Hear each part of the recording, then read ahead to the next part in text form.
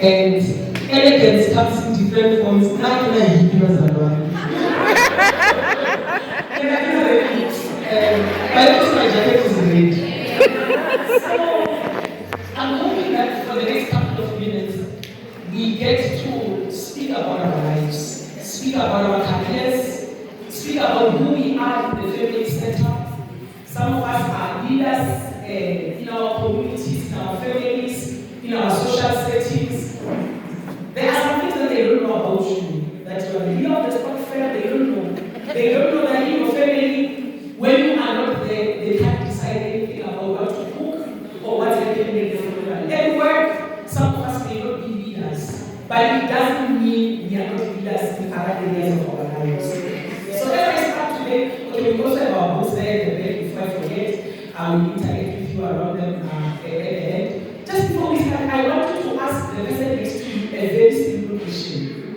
What do you want to be when you grow up? Listen. I did not say when you were young, what do you want to be? I'm saying you ask them now. What do you want to be when you ask them? What do you know most of us think we have done all the growing up we can do? I'm 47 years old and I'm still growing up. I'm not finished. So I want you to ask the person next to you, what do you want to be when you grow up? And in here, you must ask me here. What do you want to be?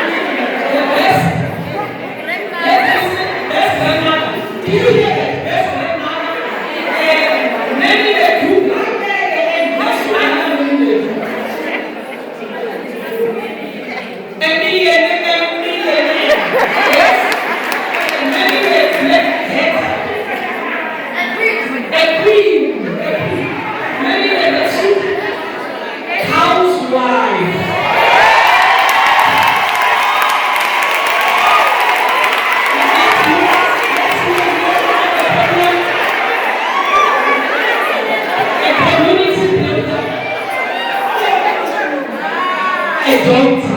Let's see other volunteers. What do you have?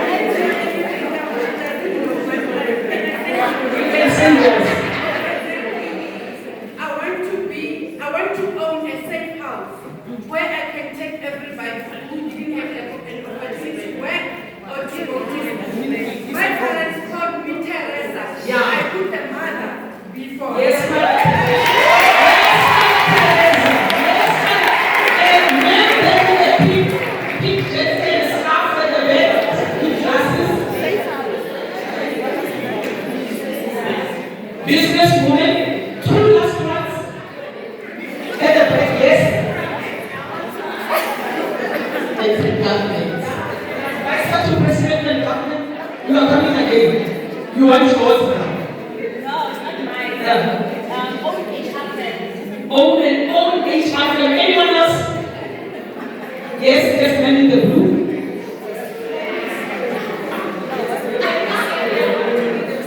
They want to be themselves. Yeah. Anything else? One last one, yes, man in the back. A chef. Wow. So, another one more, okay. So, why am I doing this exercise with others? Okay, maybe we should be like maybe for 10 minutes and then. We actually forget their fire to dream widely. And by the time you are this age, you dream according to your budget. You dream according to your education. When you try to dream, they say, hey, I can read and speak. When you try to reach for the stars, they say, you know what? The last person who tried to reach for the stars died trying, don't try. And what do we find ourselves doing? Instead of fueling each other's passion, it is your own friends, it is your own self, it is the people you love who will put out your fire. Most of us today, we are discouraged, we don't dream anymore. Why? Because every time when we are gathered together, we discuss what does not work. But some, you know that 1990 something, you know that they used to promote women. Now you don't get a promotion. Except if men dies, no one is ever going to be promoted. You know what? They used to buy a single coffee. Now they don't buy coffee anymore. You bring your own. Let's go bring your own car. You know, every time when you are sitting together, what's happening? You are discussing problems, you are complaining, and every time after your meeting, your dream dies a slow death. So today, I know you heard from the pastor. I want you to revive your dreams. I want you to bring life to your dreams. And look at us as women. As women, we are so powerful. When your dreams die, without realizing it, you also kill the dreams of your children. Have you ever seen a young woman who is raised by a woman who comes from a failed marriage? Every time when the young woman falls in love, instead of the mother being happy for you,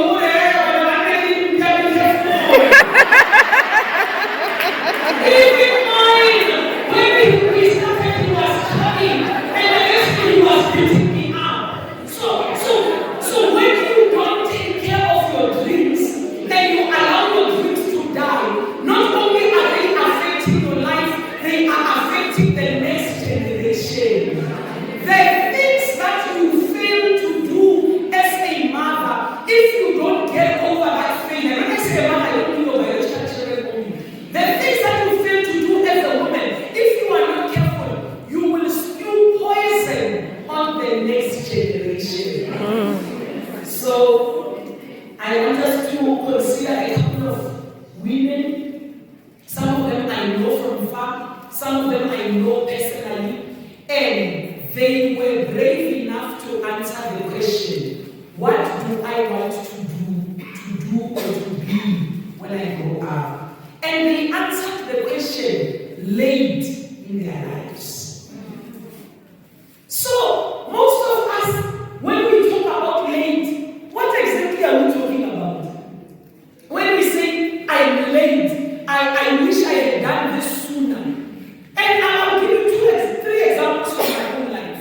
I arrived at VET in 1995, VET University in Bradford, in 1995, as a 16-year-old to study engineering on a 5-year program. I think I was 16 when I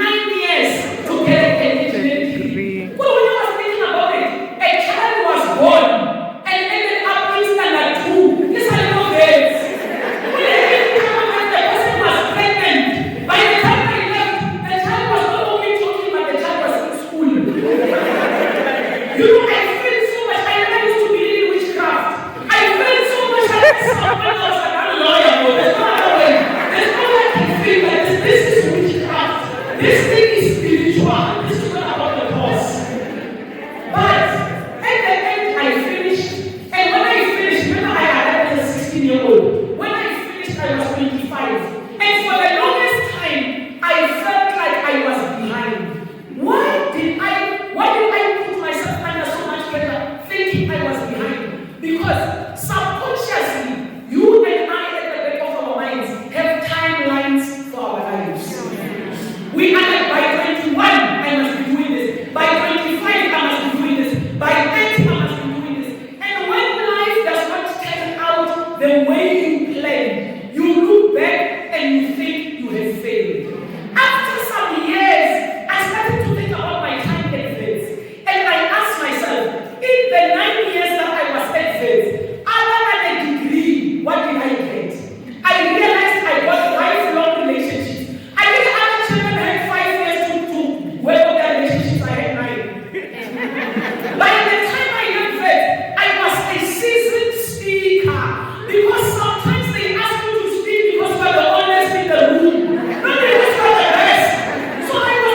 So I became a seasoned speaker because of the time I spent in there. The other thing that I realized about my 9 years is that I was a leader. Again, they asked you to lead because you are older. I had been the president of the Christian Action Fellowship.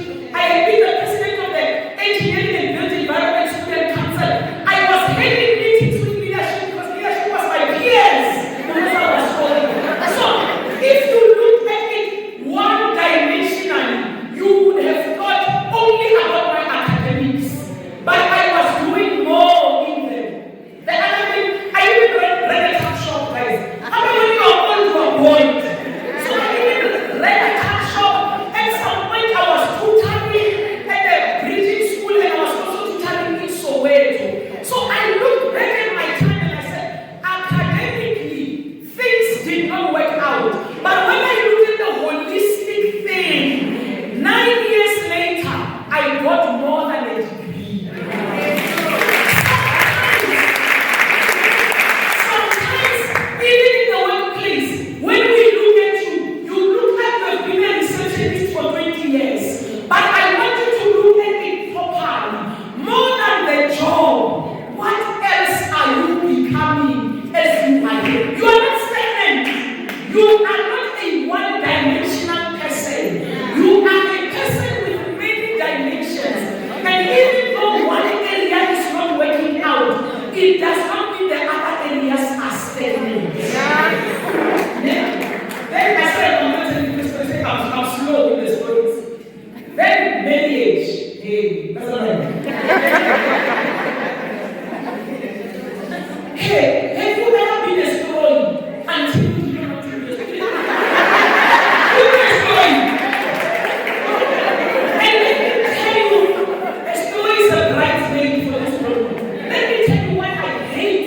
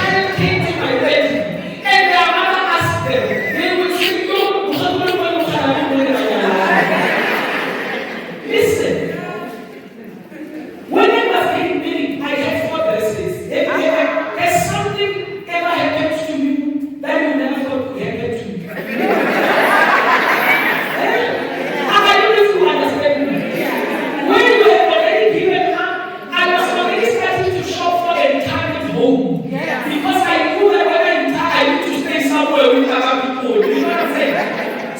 So when something happens for you that you never thought could happen for you, don't be shy to celebrate.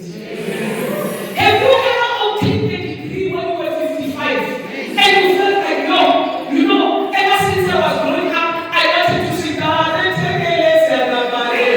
But you are like, but that time has passed. And you are like, actually, no, I'm going to celebrate my degree. And every time you are 55, you call all your nieces and nephews and children, you ask them to wear their gowns, and you say, you know what, I always dreamt of this.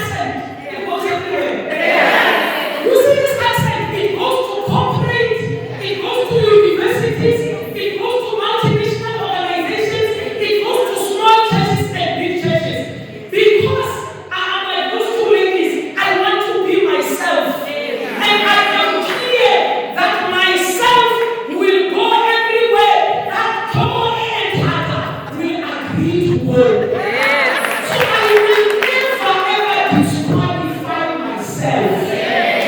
If they say no, it won't be because I never tried. And I will try many times. Recently, and I'm just going to have to finish here. You know, recently, I was applying for an international executive development program. And I don't know if you've seen them, but you know these seat affiliate programs where you just, I finished one at TVET. Everything was paid for. It was 120,000 rents program. Everything was paid for by the first site, which is the CETA for CAs, etc. And I told already that I'm an engineer. And when we arrived in class the first day, they asked me, so what do you do? Hey, when I raise my hand, I say I'm an engineer. Everyone is a CA. And a few people who are doing other professions, but they are working in accounting firms. Then, a couple of weeks later, we had one of the CEOs for one of the CETAs. So her colleague in the first set CETA called her and said, hey, people are complaining that executive development program that you are on has engineers in it. There was no other engineer that was only me. Why is it that an engineer went into a program that was funded for CAs because the engineer applied? And there were other CAs who look at the requirements and they said we don't qualify. Nothing will not qualify. Listen, then at the same time, I was trying to apply to another similar one. And the reason why I was applying to this one is because part of the course was that they are going to London for a week. I just wanted to go to London for a week. So I applied, I got shortlisted, I was in. Then they called me and they said, please send us your practice number. Hey, but I was like, yeah, but you know, I don't have a practice number, but I have CAs working in my company. They're like, ma'am, do you have a practice number? I'm like, no, I don't have a practice number, but is there something that I can send? I can work with it. They're like, ma'am, if you don't have a practice number, that's how I did not get into the problem. But I'm not the type of person that when they say, hey, ma'am, don't you have a practice number? I'm like, yo, they have a practice number, yo, there's nothing I can do. No, if they don't allow me in, it won't be because I was not trying.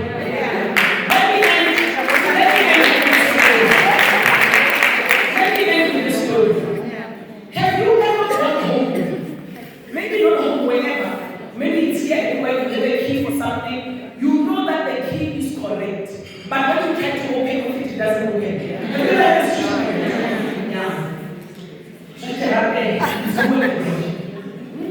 You are trying the key. You look at it and like, oh, my Wi-Fi is the right one. You are trying the door, the door is not open. Listen, how many of you are going to say, yeah, I've been seeing this door. This door does not love me.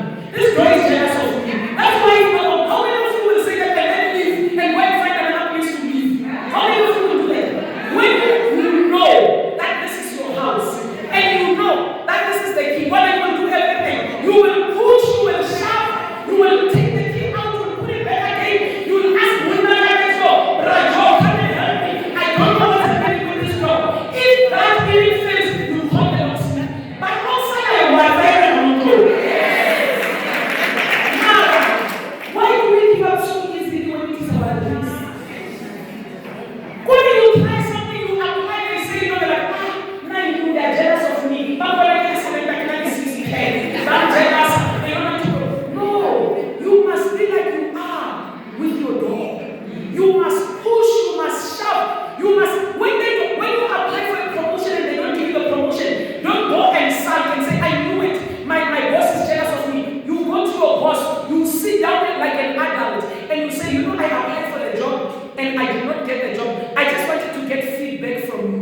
In order to prepare myself to get the job next year, what do I need to do? So, when your boss does not promote you, stop talking to her, you stop greeting her, and she's the one that they key to open the promotion door for you.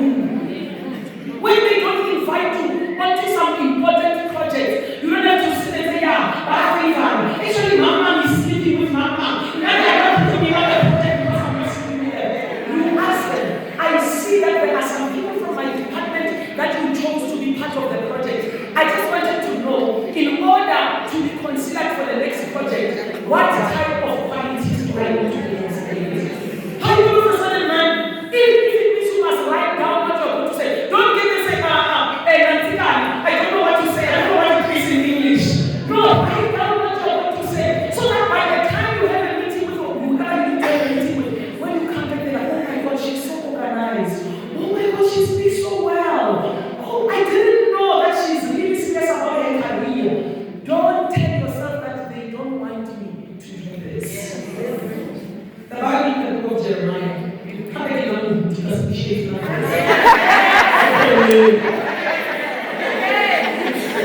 Jeremiah chapter 1 from verse 4. God said to Jeremiah, and when it says Jeremiah, put your name, Mantsha, put your name. Before I knew you, before you were formed in your mother's womb, I knew you. I called you by your name. I sanctified you. I set you apart. And I ordained you as a prophet to the nations. There is a name that God calls you by. A name that is linked to your vision. A name that is linked to the call of God upon your life. And He calls you by that name. And He's waiting for you to show up and live up to. Come on now. There is